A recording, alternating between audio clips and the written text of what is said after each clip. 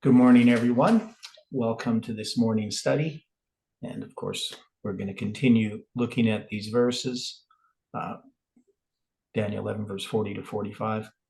Lots of little things to consider. But before we begin, can you join me in a word of prayer? Dear Father in heaven, we are so grateful that we can meet once again as we open your word and invite your spirit into our hearts and minds to teach us. We know, Lord, that there's many things here still that we need to sort through and that we don't understand fully. And I just pray that you can help us as we examine your word and examine our hearts. We pray for each person, for the struggles that they face, the trials. And we ask, Lord, that you can help us to reflect your character in all that we do. Be with us now, we pray and ask in Jesus' name. Amen. Well, good morning again. So yesterday we did a review of basically verses 14 to 39, and then we started looking at Daniel 11, verse 40. And we were addressing this number that has to do with like what we call the lexical sums. That is, if we take all of these Hebrew numbers and we add them together, from the Strong's dictionary, we get this number 96266, I believe, if I remember correctly. And we figured out how long that was. So it's 96226. And it's a period of 263 years and 180 days almost. Can't remember exactly. Let me see. Minus 263 is 165. That's what it is. 165 and a quarter days. Now and I knew I had something with that Iran and I had worked on previously, and we sort of looked at that. We found if we went from November 9th, 2019, and we counted back the number of days, let me see.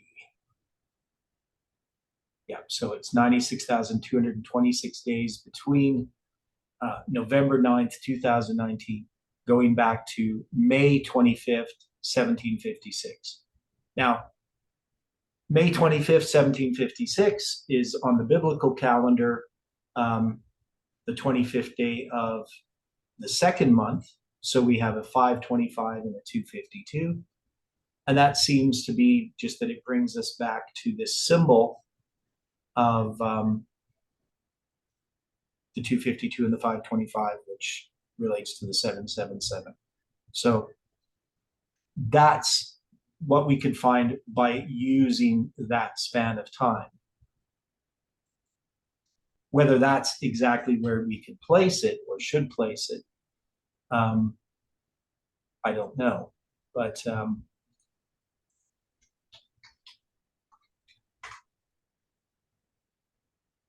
we tried looking at it from when the calendar changed, and that's going to bring us to February 29th, 2016. Doesn't appear to be anything significant regarding that date.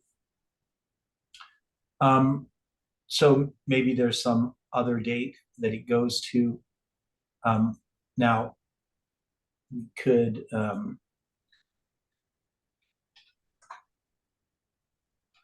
so that wasn't the one. Yeah, I think that one didn't work.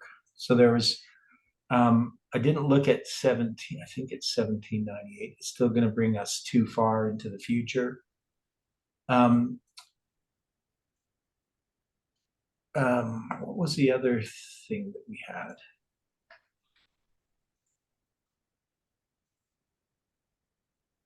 What was that date you had, Iran, in 1764?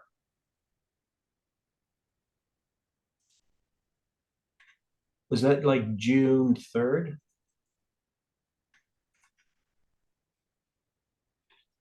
Not sure. Okay. Oh yeah, yeah, June 3rd. Yeah, okay. So that's a long explanation. But that if we go to that date, we take the span of time, it brings us to November 18th, 2027. So again, it doesn't now I'm trying to remember, and I've now when I originally was counting these lexical sums, I was I was copying the text and I was putting it into so I into Excel, and for some reason it wouldn't add the last number. I'm not sure why that was. And I got a different number, and I think that was why I ended up with something that seemed more significant than these other ones.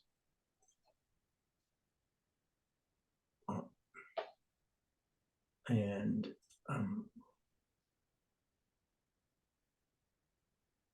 just hang on. Okay, so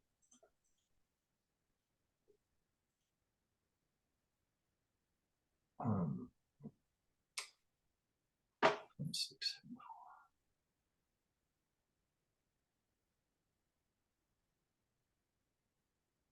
and I think I had 90,552.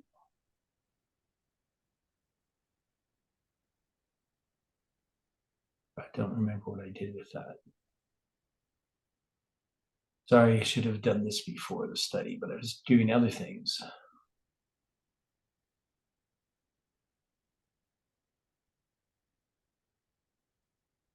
Yeah, so May 25th, 1756 would be about 19 years before the start of the American Revolutionary War. So where are you starting the American Revolutionary War? What's the date we have for that? April 19th, 1775. So it's in 1775. Okay. Well, that's what it has online anyway. Yeah. Do they have a specific date? Well, I said April the 19th. It ends in September 3rd, I think, or something like that, Okay. in 1783. Okay. I mean, you guys can look it up. I'm terrible with dates. Yeah. Well, we also have the start of the 7 Years' War a week before May 25th, 1756. Now, the 7 Year War as a symbol is interesting. Um, Mm-hmm. now, it's called the 7 Years' War in Canada. It's the French Indian War in the US, and they started in 1754 in American history. In Canadian history, we call it the 7 Years' War, and we started on May 18th or May 17th, depending, 1756. So whether the 7 Years' War as a symbol Yeah. symbolizes, and That it's was going. Mo Com with the other guy. I don't even remember my Canadian history, let alone anybody else's. Yeah. Well, it's just in Canada we call it the 7 Years' War because Yeah. that's when Britain gets involved in this war, right? And Britain is going to declare war on France on May 18th, 1756. So Canada then becomes part of that war, and that war is going to end in 1763. But as a symbol, what's that? Oh, I do recall that much. Yeah. Yeah, Quebec. Yeah, 'cause I was in Quebec at the time. Yeah. And Now, in a sense, they could have called it a world war, um, but it's definitely one of the first, internet. Well, it is the first international war, right? That's how it's understood. So you have India, you have France, you have Britain, you have Canada, you have all these different countries. Canada's not really a country yet at that time, but all of the British Empire involved in this war. Um, and it's going to lead to the French giving up a lot of territory, such as the territory in Canada. That's why it's important for Canada. And then Louisiana, the Spanish, I think, give up Florida. So there's a lot of territory that actually helps the United States become what it becomes later in the Revolution, the American Revolution that's going to follow. So it's important whether we should be looking at that in more detail or not as a symbol, just because maybe there's something about that war, that parallels, 1798 and 1989 in our time in some way, or whether there's just symbols attached there, the 7 Years' War, the dates of May 25th and the biblical date of 2/25. I don't know, right? So it's just kind of interesting.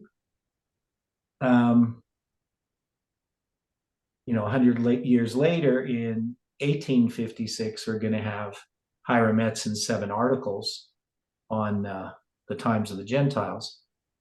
And then 7 years later, so 100 years after the end of the 7 Years' War, you're going to have, the 1863 charts and the organization of the Seventh-day Adventist Church and so forth. And so maybe there's some symbols that attaches to that, just this parallel 100 years later. I don't know, right? So it's just, we're looking at a symbol, and this is what we do for people watching these things. We understand the historical application of these verses. So, and we're going to go through that, pick through this a bit more in detail as we try to look at the present truth application. But taking these Hebrew numbers, we just use them as symbols. They're not, like, we're not producing anything from it. We're just sort of confirming what we understand. And it does help us set these things on a line, because sometimes we get spans of times where we can connect events that are parallel, or we can connect different lines. So it could seem odd to somebody, just like if you're watching this video for the first time, because it's not numerology. We're not doing anything magical with the use of numbers. We're just looking at structures and symbols.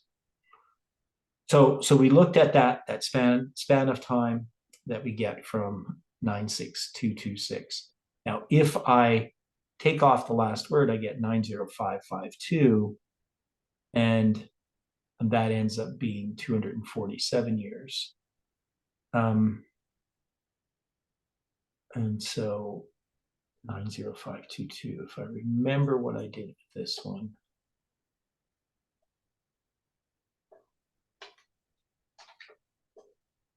Let me see.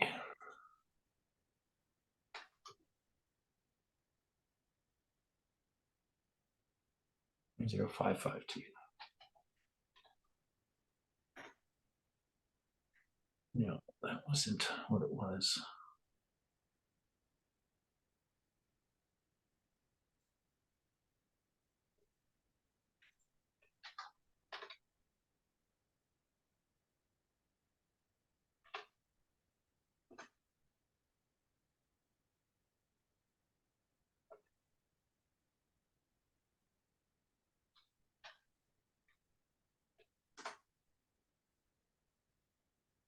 Yeah, so I'm not certain that's what those symbols mean. So I can't remember what I did with that before, with those numbers. Okay, now, so we have, go back here. So when we're looking at this again, so we know the time of the end. The time of the end is 1798, and the king of the south shall push at him. So we know that's France, February 15th, 1798 is the date we give. That's when Berthier, Napoleon's general, takes Pope Pius VI captive, and he's going to go into exile, and he's going to be in exile until he dies in 1799. 1799 on August 29th, I think is correct. Any comments about that?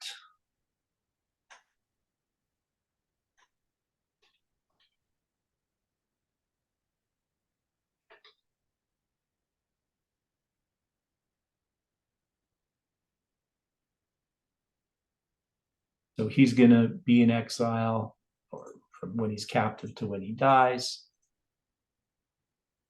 Yeah, it's going to be a period of 560 days.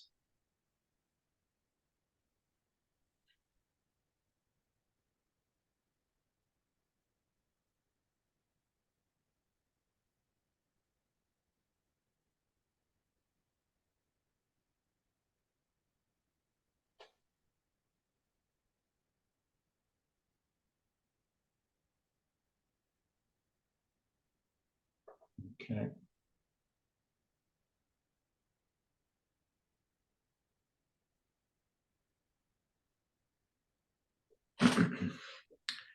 And then we're going to have the response. So the king of the north, the papacy with the US, shall come against him.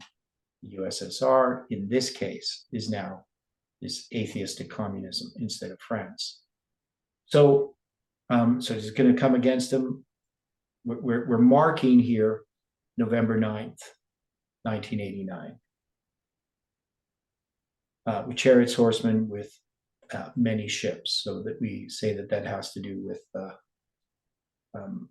military and economic power or pressure placed upon the Soviet Union. So we have American military pressure, American economic pressure, is the ships, and he shall enter into the countries. So there we have this word countries, which we're going to say represents the former Soviet bloc nations, and shall overflow and pass over. And that will be the fall of the USSR on December 25th, 1991. So 776 days later. And of course, we notice now that's the cardinal count. Obviously, it's on the 777th day that the Soviet Union falls. I'm just going to add here on November.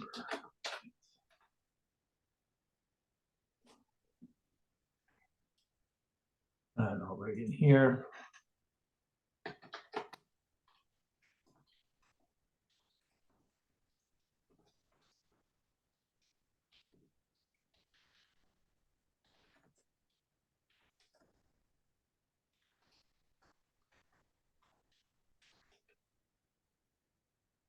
Okay, and we can see that this is all the historical application of this prophecy, right? We haven't done a present truth application. Now, so the present truth application of this, we will look at as being, this is pretty simple, November 9th, 2019, right? That's going to be the start of that 777 days. That's going to parallel the end of this, which is December 25th, 2021.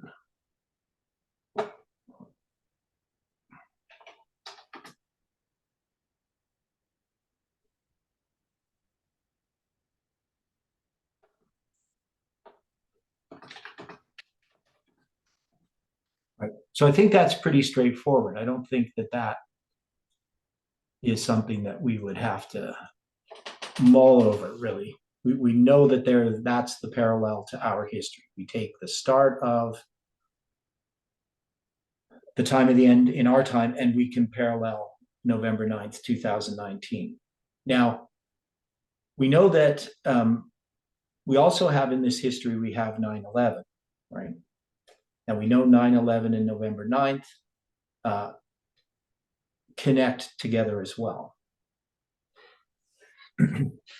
So there may be things that we would have to look at here.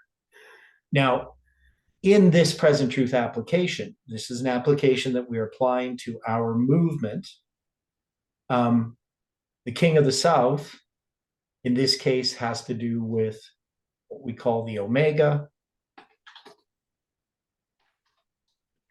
right? That's Parminder's movement, right? It's parallels it. And in this case, the king of the North. So now, how do we feel? Not that our emotions matter so much, but how do we feel about the idea that this movement, Future for America, represents the papacy with the USSA? USSA, yeah. Sorry about that, Freudian slip. With the so we got Future for America representing the present truth application. Any thoughts on that? So it's going to be the king of the North.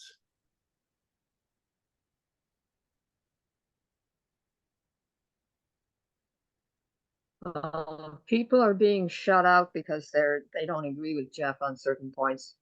Then I would say, yeah, it's definitely a papacy thing. That Okay. papal spirit. Yeah, so there are aspects of things that exist within our movement that the movement needs to repent of. And it's not meant to be like a criticism of Jeff as a person, but it is a weakness that he has. One is he trusts the wrong people, so he listens to these voices. And because of that, they're going to be acting in a way that, and Jeff keeps responding to this. People keep saying that there's this kingly power, and I think in a lot of ways it was unjustified. Because I don't think that Jeff as a person was trying to exert kingly power. But I do believe because of the information that he had, he didn't feel that he could do anything different, that he had to stop what was happening. But he should have known better, I mean, in my view. But all of us are different as human beings. I mean, I'm no good at bossing people around. That's why I was never a good boss and was never a good choir conductor. I don't like telling people what to do. I'd rather them just do it and do it the best they can. And sometimes when I should be telling people what to do, I don't. But that's a whole other issue. There's things dealing with personalities. But I think the problem wasn't really Jeff as a person. I think it was the situation that he was in. Now, he sort of put himself in that situation where he was dependent upon other people for information. But we can see Future for America. We can connect that to the King of the North, right? We can say that there is, in a sense, a parallel there. So Future for America has this parallel in this history with that situation. And so on November 9th, 1989, there is this conflict. Now, there's a lot more to the conflict between Parminder's movement and Jeff's, because we know it's going to be, there's, we say November 9th is this date in which we see the Berlin Wall fall, but there's a lot of stuff existing prior to that, and we normally start with this there's different ways that we look at this span of time. So when we looked at it, we looked at what happened with the Soviet-Afghan War in 1979. That's going to start right on is it December 25th, 1979? I remember. Anybody remember? I'll find it quickly.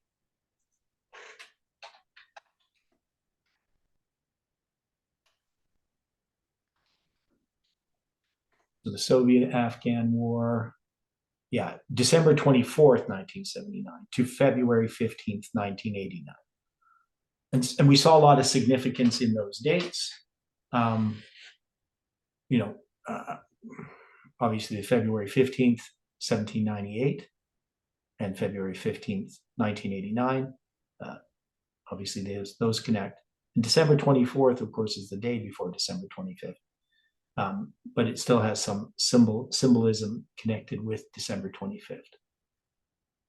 So we had that date. Then we also have, the first meeting of Reagan and Pope John Paul II on June.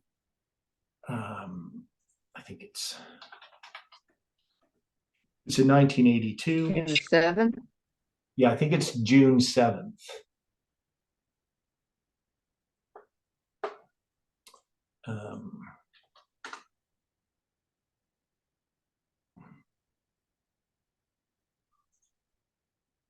Yeah, it's June 7th, 1982. I'm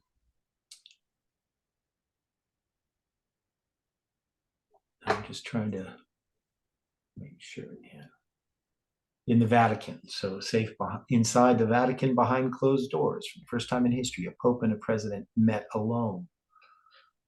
Right. So this is from the History Reader. 50 minutes.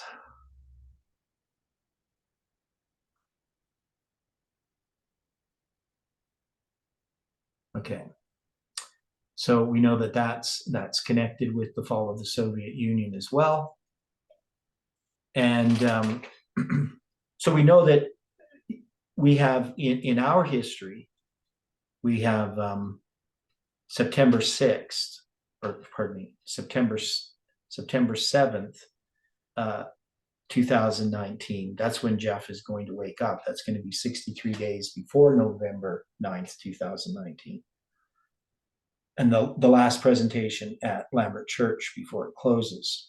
So, we could probably connect those things as well. We could connect the Reagan and all that. Maybe there's ways that we could connect that with September 7th, 2019. I don't know. Spans of time or something like that. But we know that there is this preparation that occurs. So it's not like it just happens out of nowhere. But those are the main dates we have: November 9th, 2019 and December 25th, 2021 in our history that parallel November 9th, 1989 and December 25th, 1991 at the beginning of our line. So this period of 30 years later.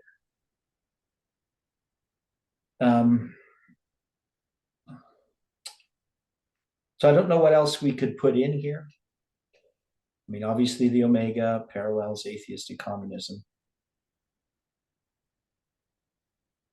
And it's in our history, it's wokeism,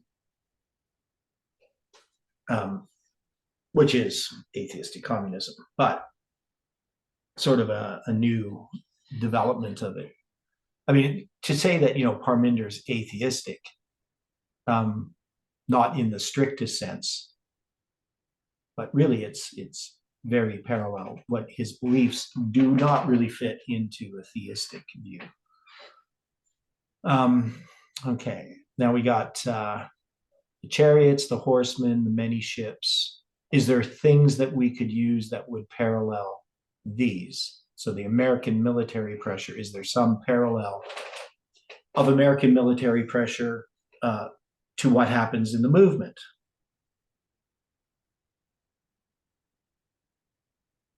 Is there military pressure and economic pressure that's happening in the movement?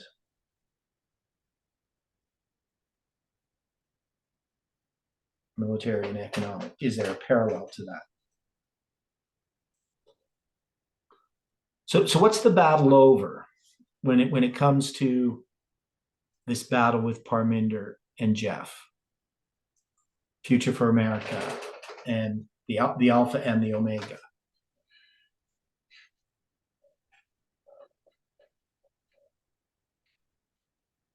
Whether we want God to lead us, let God be true and every man a liar, or whether we want man's suppositions to be dominant. Well, the way of the flesh. I mean, all of these ideas seem so appealing to those who want to operate in the flesh. Yeah. It's gender bending, all this other garbage. Right. So I still think, when I looked at what happened in that period from September 7th to November 9th, and then all through to 777 days to December 25th, 2021, and we examined that in the book of Judges, the parallels there. I mean, one of the things we see is, there is this territorial fight. So we know that Bronwyn sided with Parminder's movement. She was working, in a sense, behind her dad's back in what she was maneuvering to do. I mean, it's kind of a terrible thing to say about somebody, but she wasn't telling her dad everything. She knew where Parminder's movement was going before it got there, if that makes sense. She wasn't just caught up in the moment. She had been clandestinely working behind the scenes. And that's one of the things she accused me of, which is just kind of bizarre that I would ever do anything in secret. But part of that would be the fact that she did things in secret that she imagined other people are doing things in secret, that they're conniving and planning. And she was. Now, she may have justified it for all kinds of reasons. I don't know what her motivations are or anything like that. But she wanted to position herself to still be in charge of the School of the Prophets when Parminder didn't want that to happen. And she finds this out while she's in they're in Germany there at the time. And she leaves. She tries to portray it sort of as she just couldn't, go along with what was happening. But she had already gone along with it. It was merely because she didn't have control of the School of the Prophets, and that Parminder wanted to have control of that. So if she hadn't rebelled, or if Parminder had just given her control of the School of the Prophets, Parminder's movement probably would have had complete control of Future for America and the School of the Prophets. So, we parallel, unfortunately, sort of as Judas's betrayal. And Parminder and Tess sort of did that with Bronwyn as well, except that they didn't consider her as betraying Jeff. They considered her to betray them.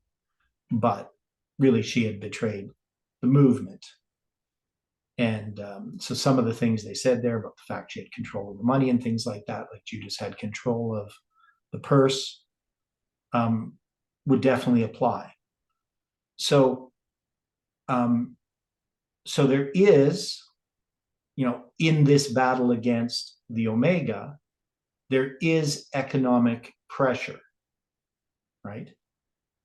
And so we could say that has to do with the control of the assets and, of Future for America and the School of the Prophets, that this pressure is put upon Parminder's movement. So I don't know if is that a good parallel? And then the military pressure would be the pressure that came from Jeff himself on September 7th. Is that a fair parallel?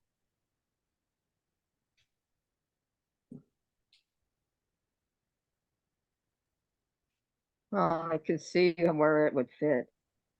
Okay. But I think all this infighting is like soldiers fighting among themselves too. Yeah. Yeah, I mean, it was a difficult time for the movement. I mean, just to go back and sort of rehearse what happened, obviously, on October 13th, 2018, well, we'll go back even to October 3rd. We're going to have Tess doing these meetings. She's going to introduce this new date, November 9th, 2019, as the close of probation. She doesn't really apply it like the close of probation for the priests in its particular way. It's just the close of probation for this movement. And then on October 13th, it's going to be confirmed, the November 9th, 2019 date.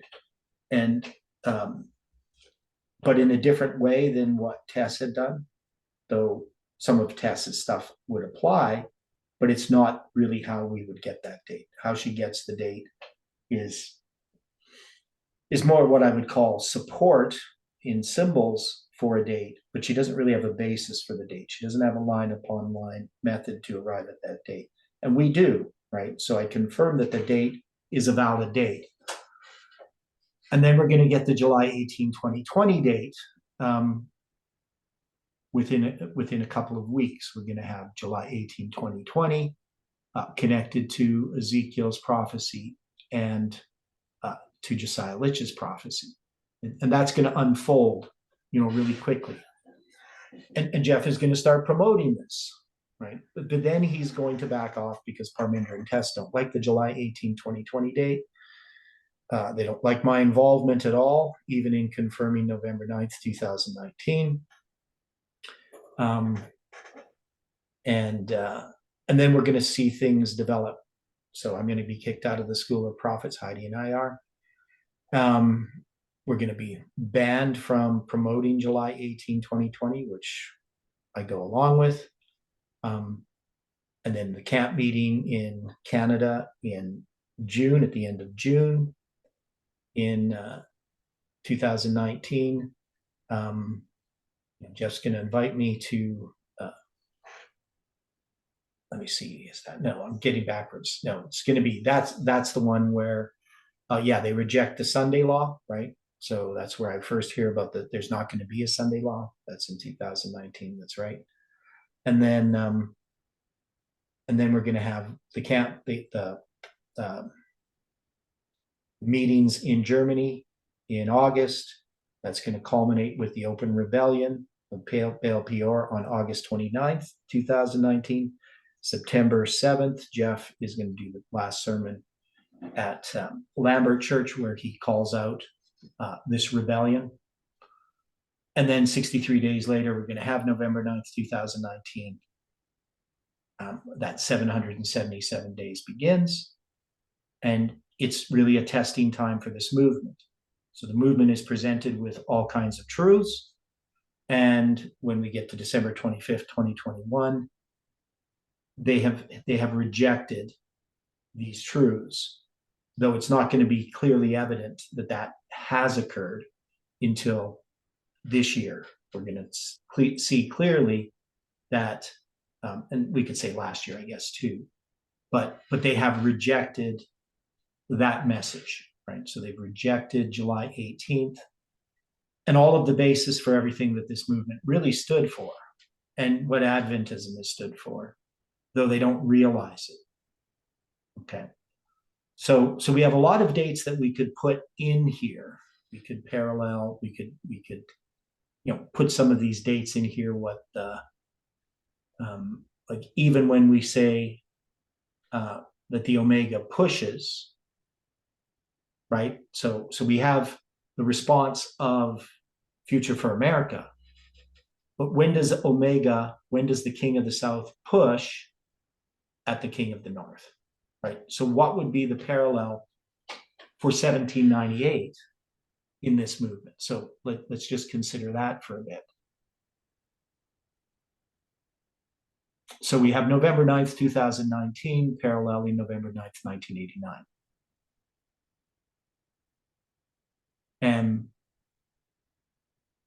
we're applying this here, so we know in the historical application, we're saying this is 1798. So we're paralleling what happened in 1798 with something in this movement, and that obviously isn't, in this case, in the present truth application, it's not going to be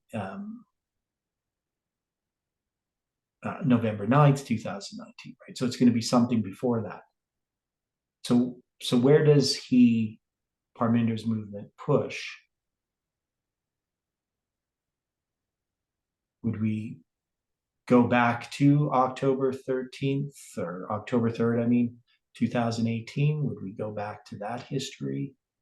Would we go earlier in Parminder's history? Maybe Parmenter's ordination? Would we have, when he time set back in 2012? Are we going to look at something that's closer to November 9th?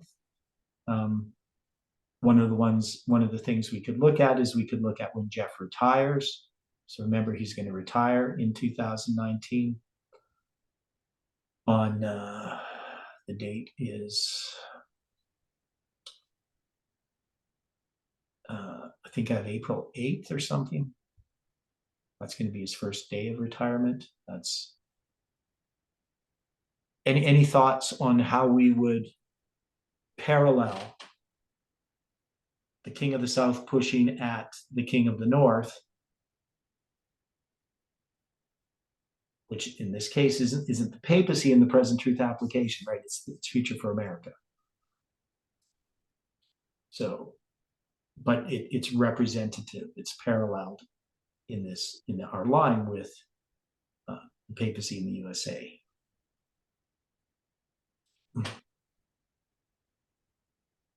Maybe there are some symbols that we could use.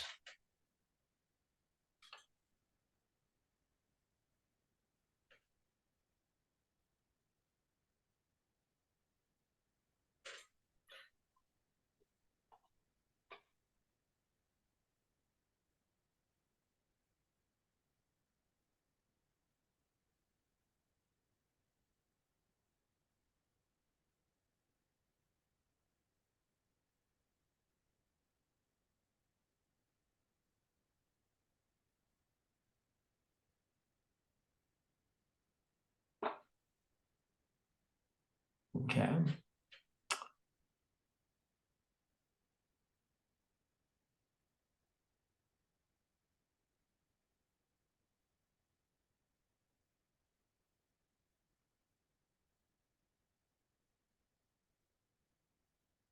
No ideas?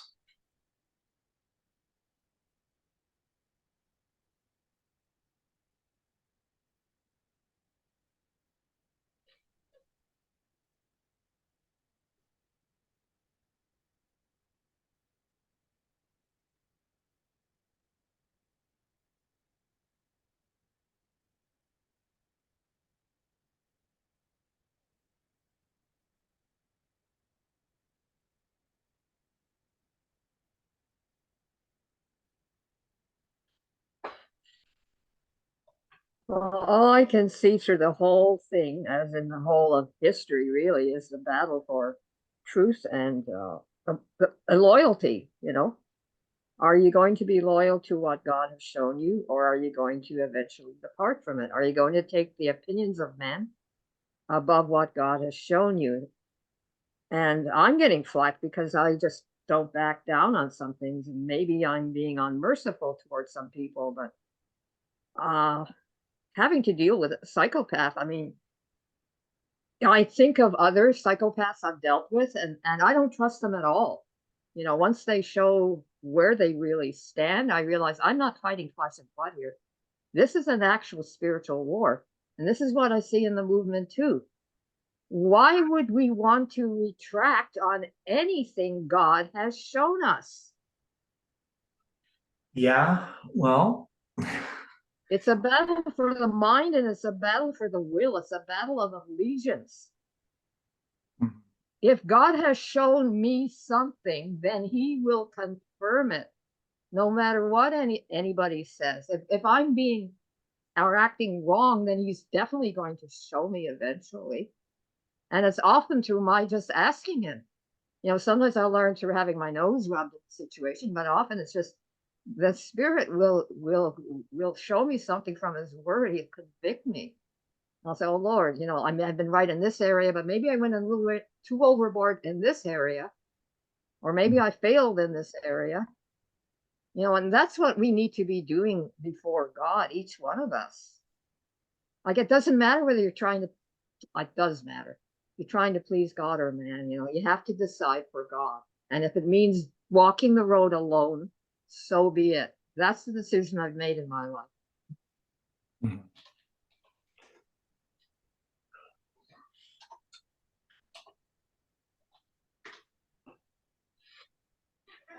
Okay.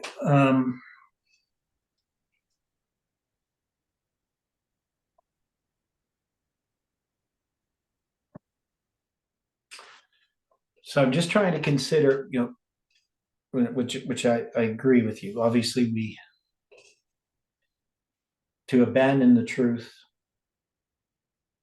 for the reasons that people have used is obviously not sound.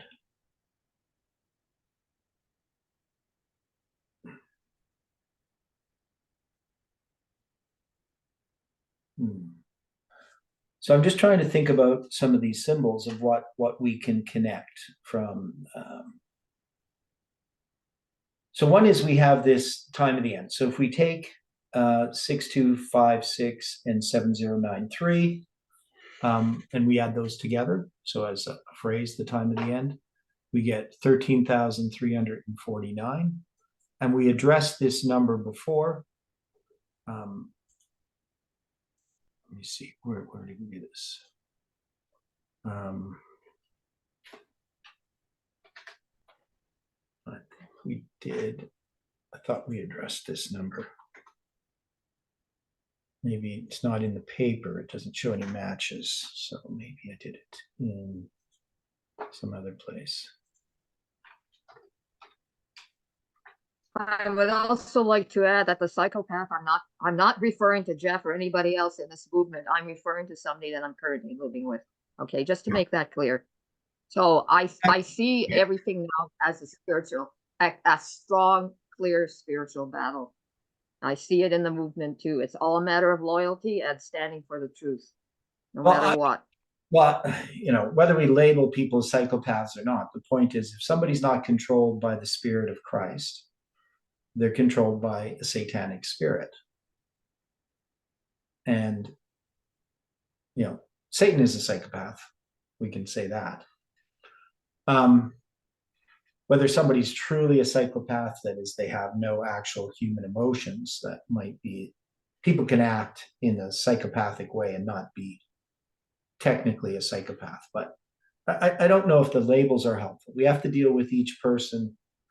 I mean, obviously, to trust somebody, you have to have a reason to trust them. Right. And when you haven't walked this pathway, so you don't know what I'm up against here. But I mean, now that she's been exposed, she's behaving herself. But I'm just saying it's temporary. Yeah, all I'm saying is that I've experienced lots of negative things in my life, and people that I'm not too impressed with, but I don't know if they're unredeemable. So I still always treat everybody as if they're redeemable. But anyway, getting back to this number, so this 13,349, I think I did the math correctly. 62567093. This ends up being a span of 36 years, I think. Yeah, so 36 years and 36 years and 200 days. So to try to figure out if that fits somewhere in this history, I'd have to work with it a little bit.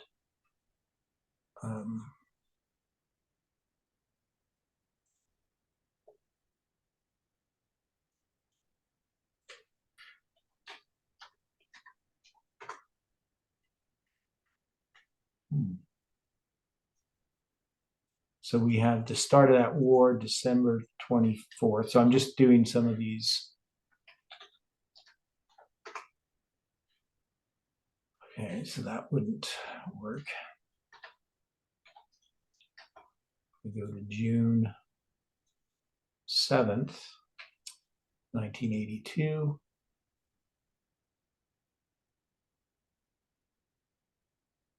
And then I count 13,349. I know you can't see what I'm doing.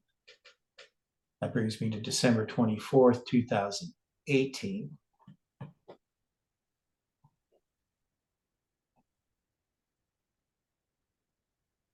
So maybe that has something to do with it. So if we go when the Pope and Ronald Reagan meet, so we go June 7th, it's 1982, right? That's the date we have. And we count 13,349 days. It's going to bring us to December 24th, 2018.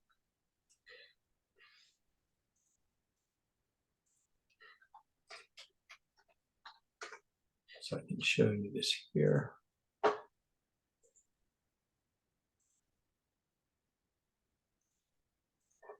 There's the calendar converter. You can see I got these dates there, June 7th, 1982 to December 24th, 2018.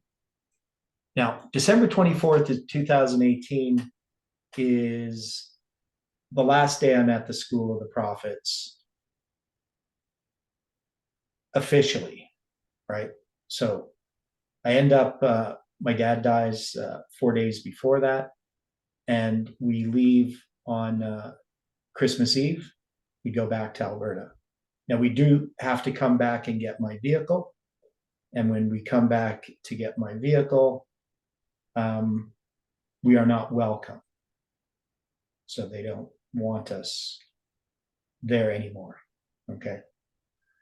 So that's kind of interesting. So if we're going to take this as connected to this phrase, the time of the end, how would we connect that? So we're going to take something that has to do with the actions of Future for America, but it's really going to be Bronwyn who's betraying the movement.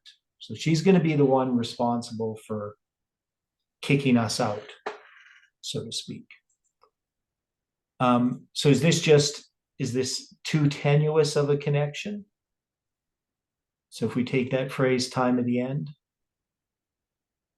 right, the Hebrew numbers, and we get this 13,339 or 13,349, and that's going to go to that date. And I'm going to say, well, that date is significant because it's the last day we're actually a part of the School of the Prophets.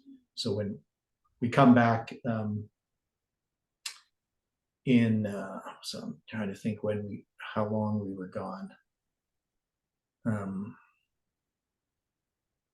I don't remember exactly. I'd have to look up my flights in my emails to know how long anyway we were there. But I think it's going to be in January that we go back. We fly back because we have to fly for my dad's funeral, and we go back. When we get back, we're not welcome, and we're there for, I don't know, 5 days or something, and then we drive back with the truck. So is that fair to put that in there? Does that seem like it has something to do with Parminder's movement and the King of the South pushing at the King of the North? Or should we be looking for some other symbol if we're going to use that date? So we're just saying when the Pope and Reagan met, that's paralleling what's going to happen in 1989. But it's sort of like a mirror. I don't know. People, can you wrap your mind around that? Anybody have comments on that? I mean, just December 24th itself is a symbolic date that we have, because that's going to be the start in 1979 with that Soviet-Afghan war. So we have that. Yeah, I saw that too. So that's 39 years apart, right? Yeah. 3 times 13. Okay. And then we got so it's 13,349. 49 is a symbol, of course, as well. So we got the 13, the 3, the 49. So I definitely think there are some symbols there. Exactly how we would address those, I'll put the footnote in here anyway. So we're going to say H6256 plus H7093 equals 13349. Or is it way over on the side there? Let's hang on. Okay, I guess that's. Never had that happen before.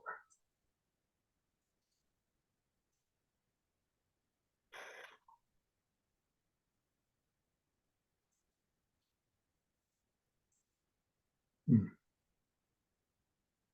just gonna.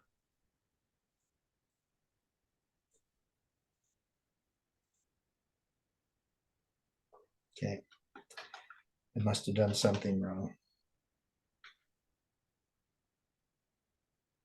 93 equals 13349 days from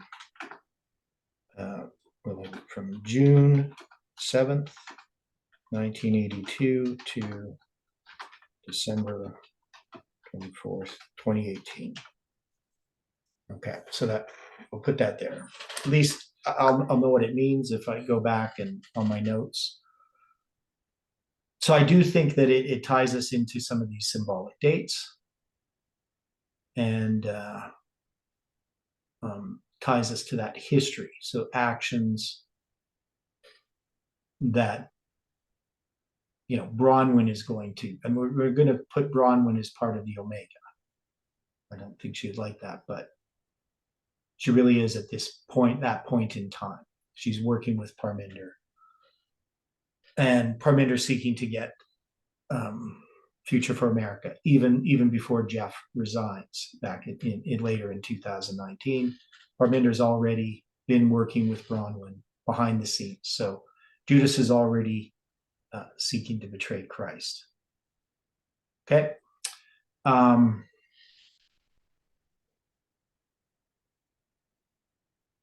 So we have that. So we can say that that time at the end can tie those things together.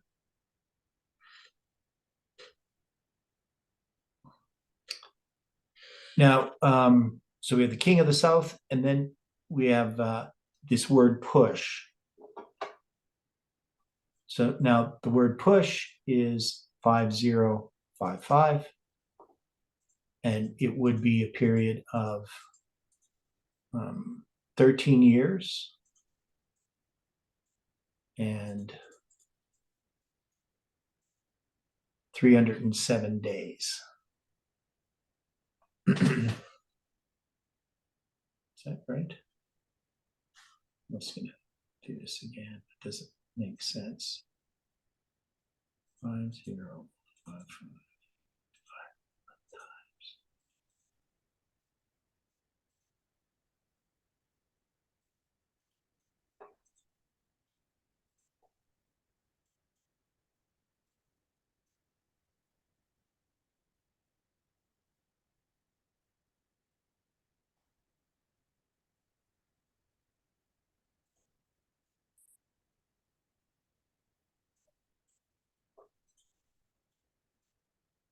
Okay, 306.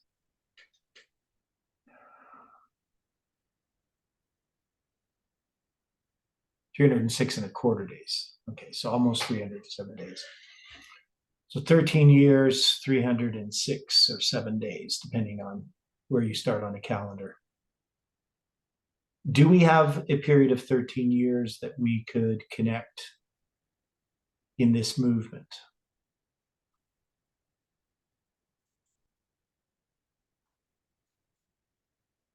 So, I mean, obviously here we're now in 2024.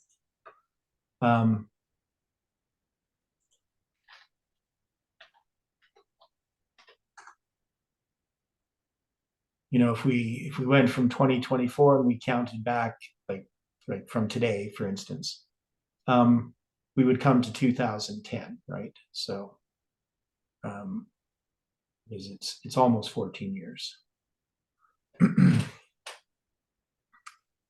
Didn't you say you joined the movement in 2010?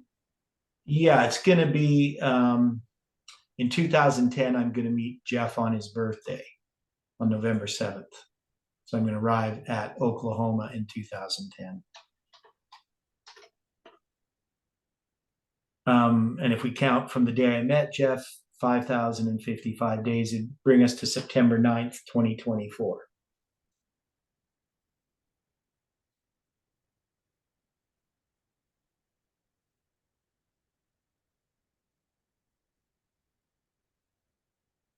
Okay, so if that means anything.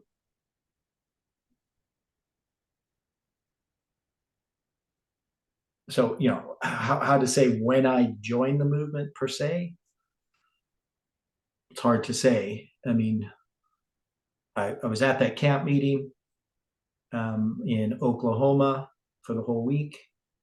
And then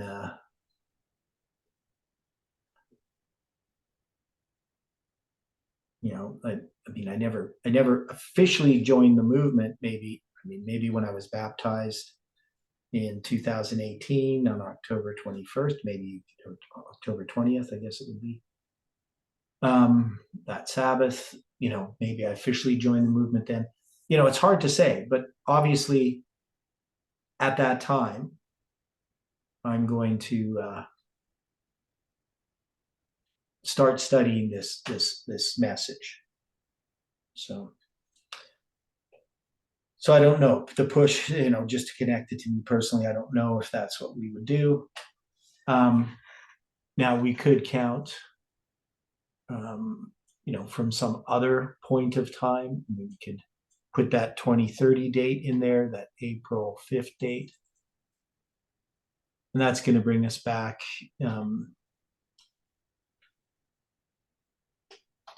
to like 2016, June 2nd, 2016. Now, if we went from the April 5th date. Now, June 2nd, 2016, I mean, I'm at the School of the Prophets that year, but I don't know anything specific. It's a Thursday, anything specific that happened on June 2nd, 2016. So, you know, I can't really connect it. It happens to be the 25th day of the second month on the biblical calendar. So it's got a 252 in there. But otherwise, you know, nothing significant that I would know about that date. So I don't know, but we have this push, and maybe it relates to, you know, Parminder is going to do some time setting in 2012, but you know, if you know, it's going to be like in the end of March that he's going to be doing these presentations. I think March 28th is Jeff does a presentation about what Parminder is teaching. And, you know, that's going to bring us like to January 29th, 2026. You know, there's nothing really, the date there is the 11th day of the 9th month. So it's November 9th as a symbol on the biblical calendar. It's January 29th on our calendar. It's 11/11 on the rabbinic calendar, which is the biblical date I was born. So I don't know, but January 29th, 2026, you know, it's a date in the future. It has some symbols attached to it, but is it important? How would we connect that, right? So you can see, we can look at these numbers. They're not necessarily gonna, I mean, I'd like to see something really obvious about the numbers rather than, you know, try to fit them somewhere. And they need to connect things that are real and actual. I don't like dates in the future unless they have many, many witnesses on major lines, such as April 5th, 2030 does. But even then, it's just a symbolic date. We don't predict anything in the future. So sometimes we can look at a date, we can say, well, yeah, it's got some symbols to it, but are we connecting the right thing? There's lots of dates that could have symbols that aren't connected in a line. So what we can say is that that there is some connection symbolically between these these Hebrew numbers, and so forth. And the one we talked about yesterday, of course, is if we take King of the North and the King of the South and we add those all together, they go from my birthday to November 9th, 2019. So that's something that does connect that November 9th to what we are studying.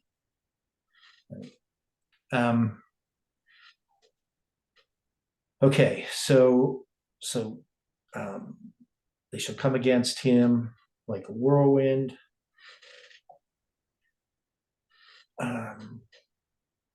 So what about this whirlwind? Of course, we already have November 9th, 1989 as the historic, and we're going to connect that to November 9th, 2019.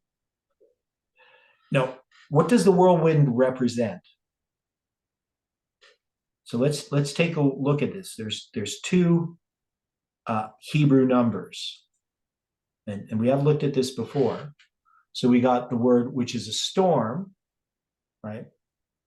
And then we have this word above or over or against, right? So this is al. So 5921 is just a preposition. Sometimes in words, they will put a lamed at the beginning of the word, and it kind of means the same as what al means. Al is an ein and a lamed. So sometimes it occurs as a separate word. And when it's attached to a word, when a lamed is attached to as a prefix, it's a directional marker, usually means against or to, sometimes at, right? Or even above or over or on. So it means much the same as al, right? But we have two different numbers here. We have 8175 and 5921.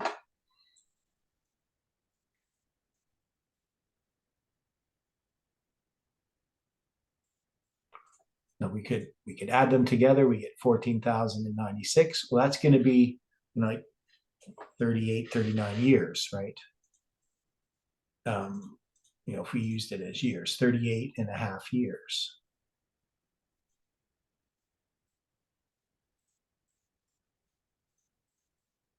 It's actually 38 years and 216 days and a half. So to be 216 days, depending where you start on a year, where you are in the leap year cycle on our calendars, right? But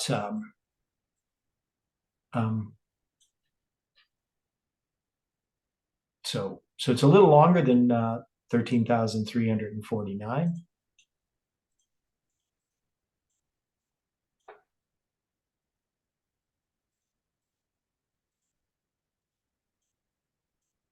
It's actually 747 days longer.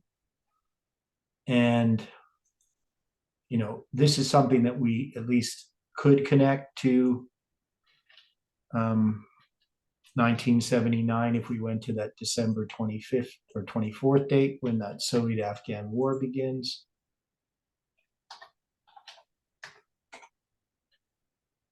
And that brings us to July 28th, 2018.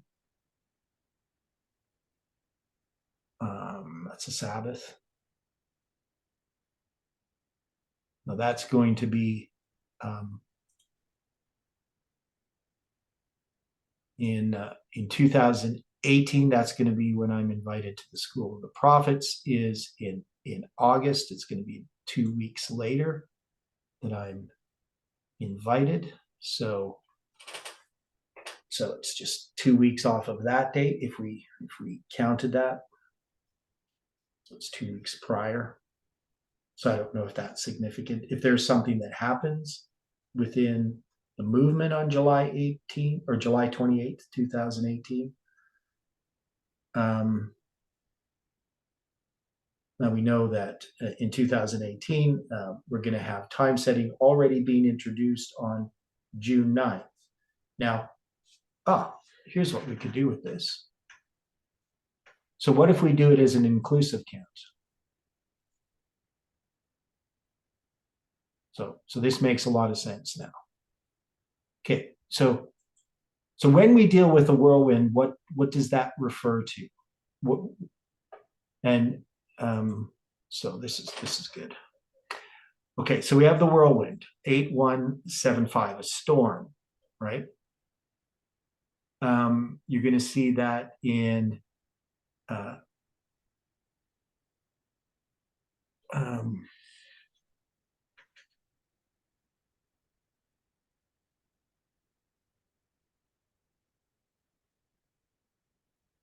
where are we here? No, I'm looking in the wrong thing. I want this. Okay, there we go. So this word, let's go here. You can see what I'm doing.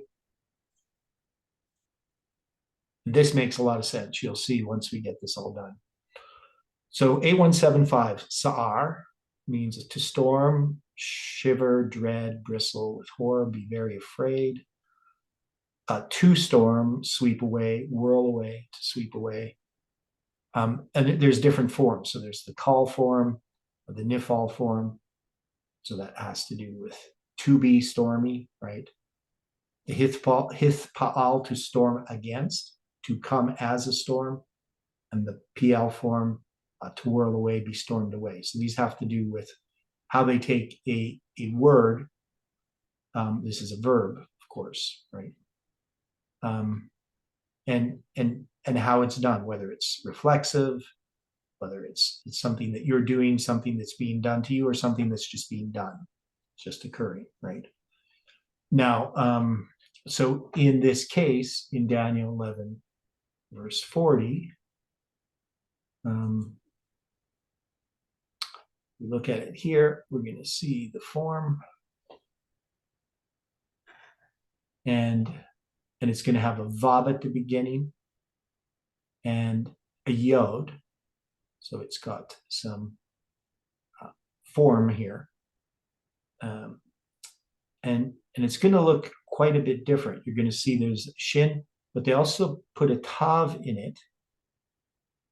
So this has to do with the hithpa'al form. And then, so they're putting it in the middle of the word. And I'll just confirm that because I'm not really an expert, but so I'm just going to look at this other tool that I have.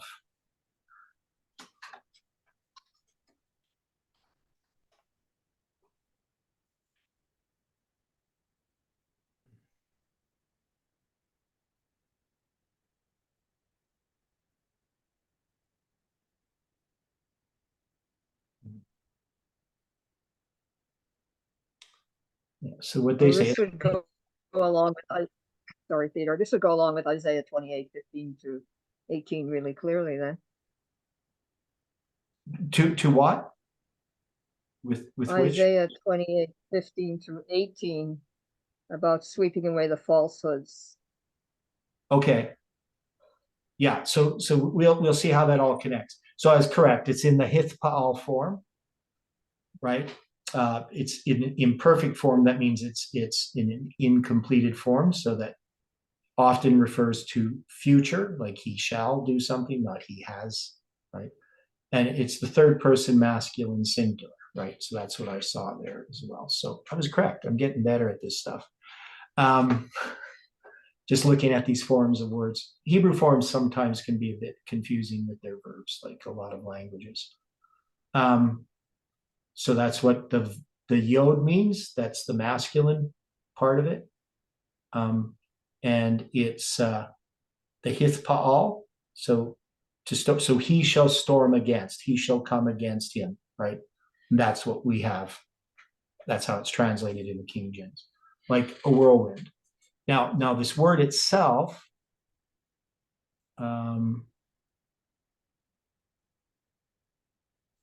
when we look at the places that it occurs, so we see it in as a whirlwind in Psalm 58, verse 9. Before your pots can feel the thorns, he shall take them away as with a whirlwind, both living and in his wrath. Deuteronomy 32:7, it's translated as feared. So it's not tempestuous in Psalms 50, verse 3. Oh, God shall come, shall not keep silence. A fire shall devour before him, and it shall be very tempestuous round about. Right. Job 27:21. The east wind carrieth him away, and he departeth, and as a storm hurleth him out of his place. So one is it's compared, and this is a really good one. It's compared to the east wind, right? So it's a parallel poetic structure. The east wind carries him away, and as a storm hurleth him out of his place. So the east wind refers to what? What's the connection? Islam. Okay, so we can connect this to Islam, right? Just looking at some of these other ones, but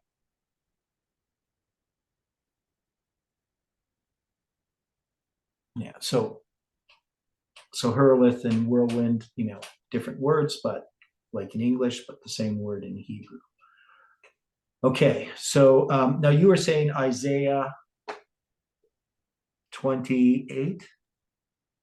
Yeah, 15 to 18. Even if the word forms are different, it's definitely the same ideology, the same mindset we should have. God is going to judge these people that cleave to lies. And You're if talking. you are repudiating, if you're repudiating what God has shown you, you are a liar. You're calling God a liar. This is how serious this departure from the truth is. Yeah, so here it's going to be dealing with this covenant with death, Isaiah 28, verse 15 to 18, and the overflowing scourge. Okay, so some similarities there, but I think the primary one here is going to be connected with the date that we get. So if we start from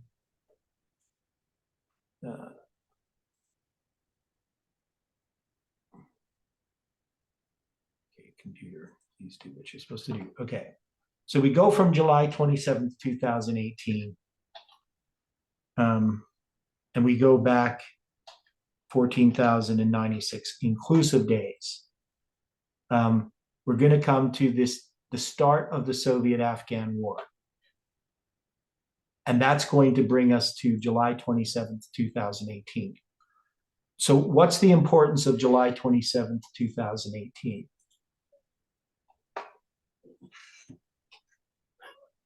Why is it not switching? Okay, here we go. Was it the 26th day of the fourth month? Okay, well, July 27th, 2018, Daniel from Brazil is going to make a prediction. And he's going to do a screenshot on his phone of his prediction. So he's going to write it down. And he says there's going to be 126 days from June 10th, when Parminder presents time setting, in the place with one foot on the sea, one on the land. So the sea being Europe. He's in Europe. He makes this prediction. And then 126 days later, the United States, it's going to be October 13th. And that's going to be confirmed on October 13th, this time setting that Parminder introduces. Okay? So that is what? That's done on July 27th, 2018, that he makes this prediction.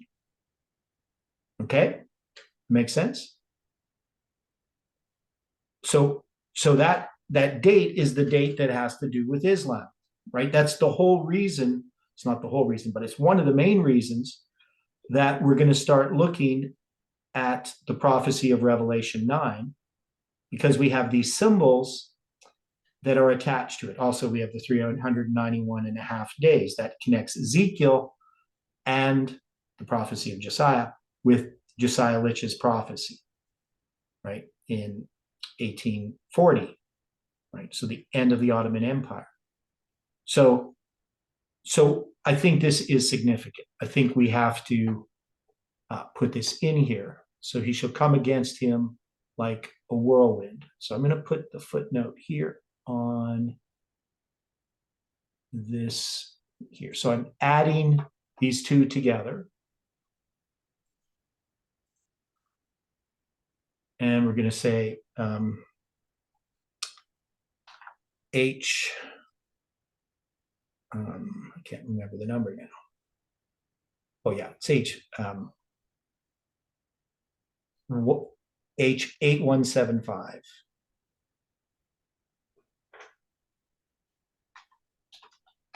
Plus H5921 equals 14096 days. Okay, does that make sense? Did that correctly?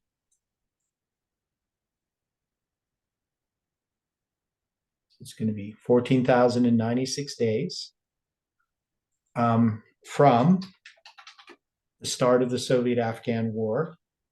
That's going to be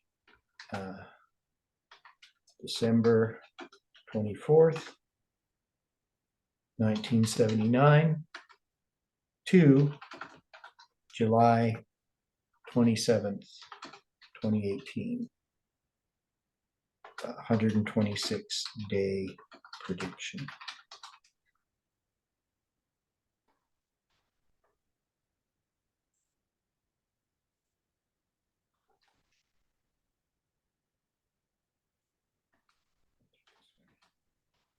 Okay. I don't know why I put a bracket at the end there.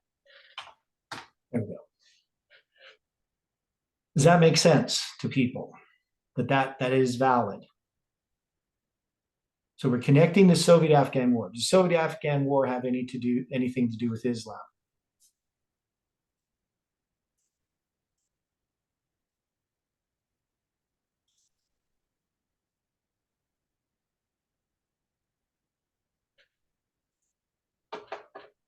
Well, the Afghans are Islamists.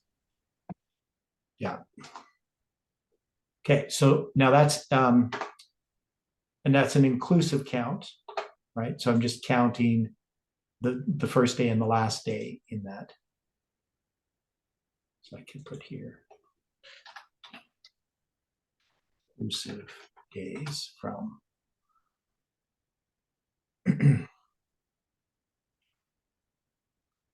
okay, so we have that July 27th date, we have the December 24th date, we have the 126-day prediction that Daniel from Brazil, Daniel Machado Pereira, however you say his name.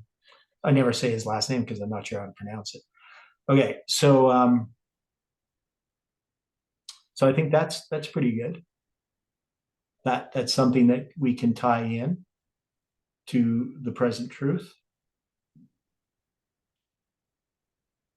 Okay, so and the symbol of the whirlwind already connects us to Islam, and so we got the July 28th symbol, the whirlwind, and of course that's going to be connected to this 126 days on October 13th, which is the end of that 126 days. I'm going to make that connection of 391 and a half days to November 9th, 2019.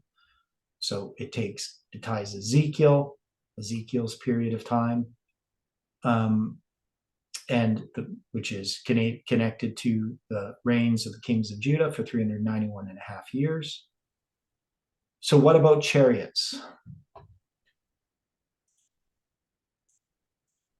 What do they represent?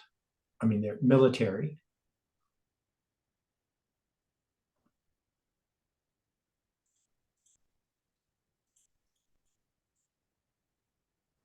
Can represent our measuring time to the zodiac, etc. Okay. Yeah, now it's interesting. It's a period of 20 years and 88 days if we take the number. Okay, so it's kind of an interesting connection there. But you're saying the chariot's the idea of this chariot, like the sun travels in the chariot, that type of thing? Well, I was thinking of the visions, the starry chariots, the constellations. Okay, so you're saying, Measuring time. I mean, you're the one that turned us on to this. yeah, okay. So you're talking about in Ezekiel, for instance.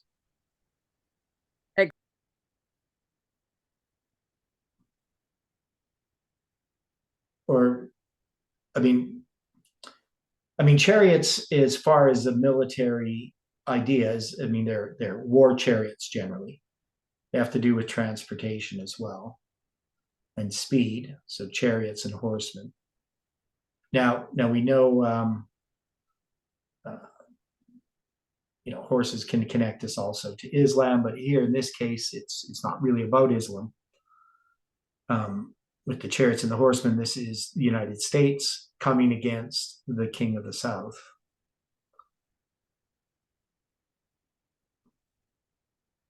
Now we know that I know all that. I'm not going back on the old light. I'm just saying this is some new light too.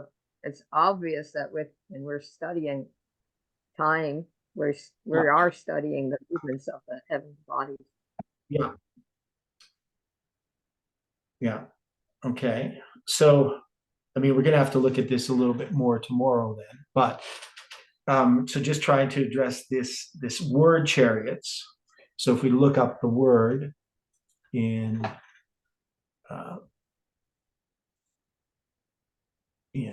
Hebrew 7393, Rekeb,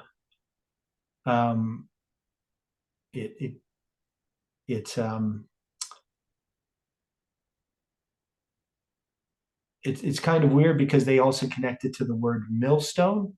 So the idea of chariots has to do a lot with the fact that it has these wheels, right?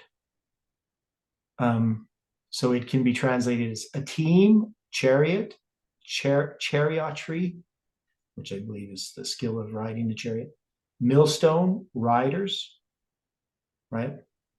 It can refer to the upper millstone as riding on a lower millstone. I guess that's why a rider. So the riders, the troop of riders, horsemen, pair of horsemen, men riding, ass riders, camel riders. Those are all the different ways in which it can be defined.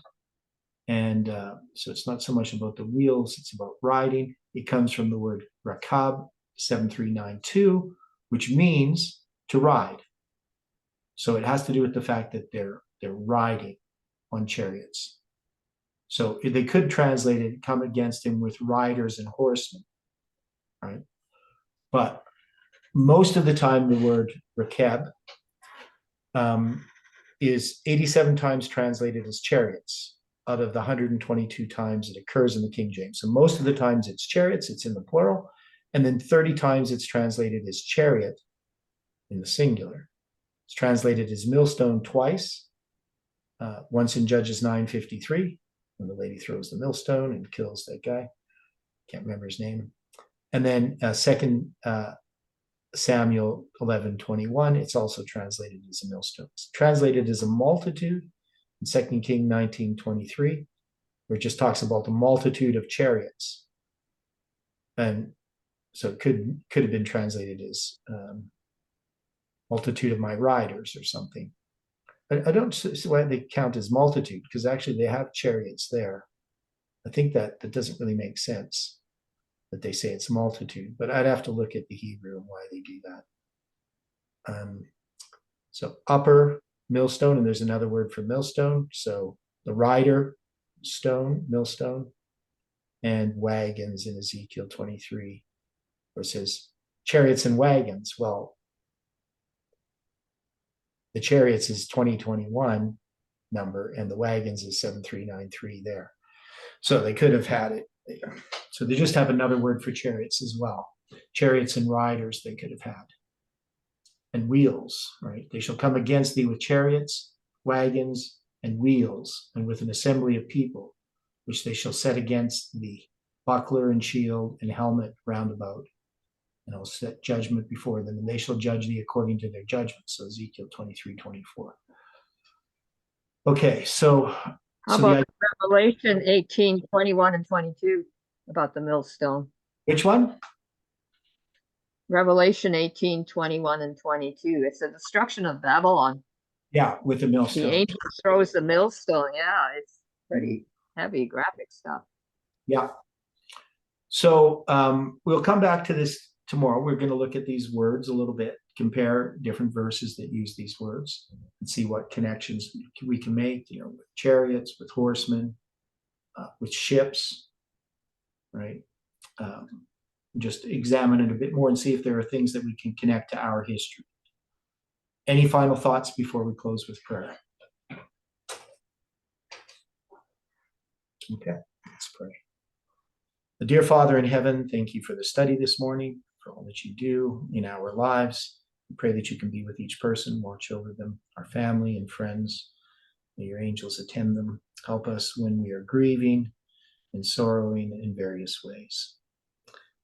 And please be with us throughout this day and bring us together again to study your word according to thy will. And we pray this in Jesus' name. Amen.